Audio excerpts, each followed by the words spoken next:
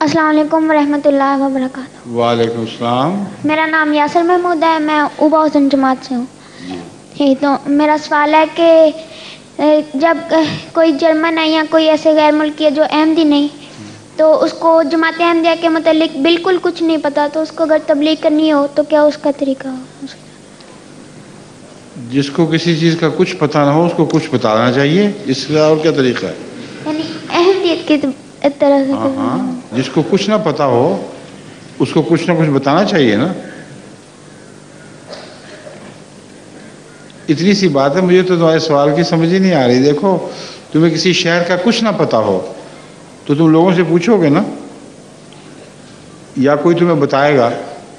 تو اس طرح جس کو کچھ پتہ نہ ہو اس کو آہستہ آہستہ احمدیت کا ایسا تعارف کراؤ کہ تھوڑی تھوڑی باتوں میں اس کو دلچسپی ہونی شروع ہو جائے۔ اب تمہاری عقل کے اوپر ہے، اگر تم اچھا تعارف کراؤ گے تو اس کی دلچسپی بڑھتی جائے گی، اگر بیہودہ تعارف کراؤ گے تو وہ کہے گا چھوڑو چھوڑو جاؤ اپنا راستہ لو۔ تو اس لیے اللہ تعالیٰ نے قرآن کریم میں تبلیغ کے لیے حکمت یعنی عقل کو ضروری قرار دیا ہے۔ تو ایسے طریقے سے اس پر احمدیت کا اثر ڈالنا شروع کرو کہ وہ بور ہونے کی بجائے احمدیت میں دلچسپی لینے لگ جائے۔ سمجھ گئے ہو؟ شکریہ۔ ایک اور سوال تھا۔ ہاں